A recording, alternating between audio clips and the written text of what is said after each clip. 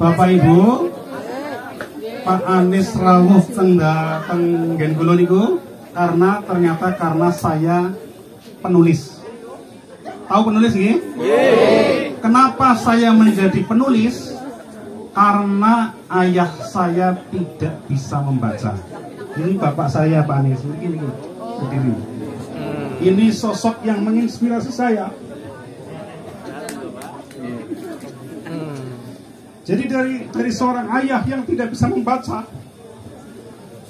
melahirkan saya yang bisa menulis. Saya sudah menulis 135 buku.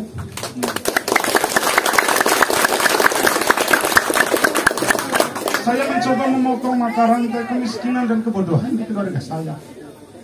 Jadi saya beruntung mempunyai ayah yang tidak bisa membaca. Mungkin kalau ayah saya bisa membaca, saya tidak bisa menjadi penulis dan tidak bisa membangun rumah baca yang meluluskan banyak mahasiswa. Tepuk tangan untuk ayah saya.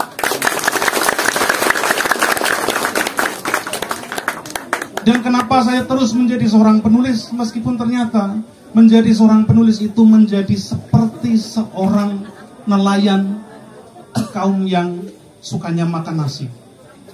Buku tidak laku tidak laku jual.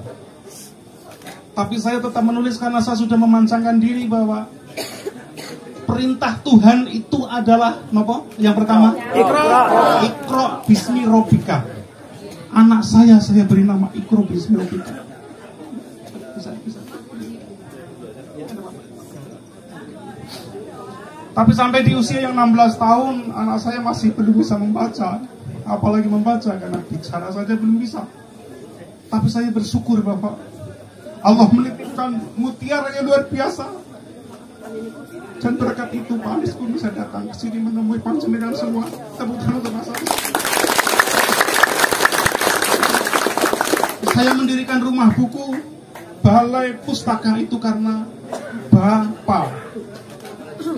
Bapak itu adalah ayah saya, balai pustaka.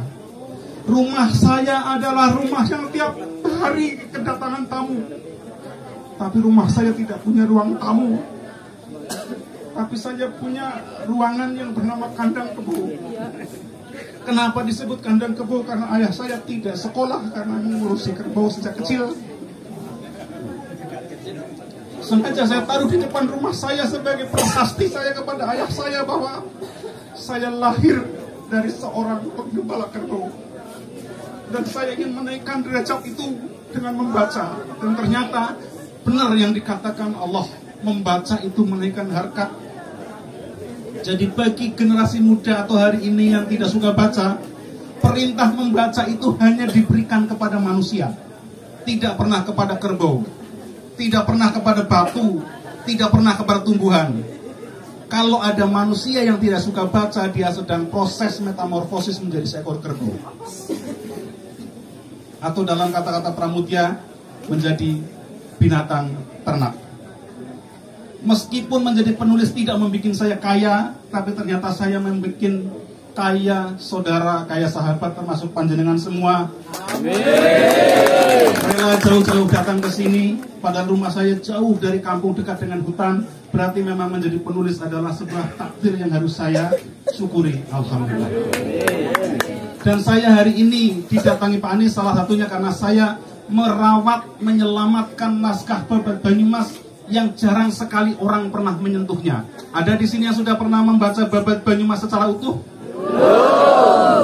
Saya menyimpan 137 naskah. Dan kemudian saya terjemahkan menjadi bahasa Indonesia karena naskah aslinya masih Hono Coroko. Ada yang masih bisa baca Hono Coroko? Masih. Dan itu ditulis dalam tembang mocopat. Ada yang masih bisa tembang mocopat? Anak cucu kita sudah tidak punya.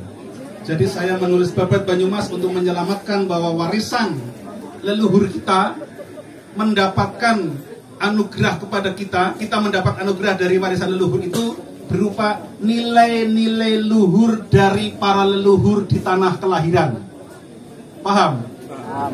Kita mendapatkan nilai-nilai leluhur, nilai-nilai luhur di tanah kelahiran kita.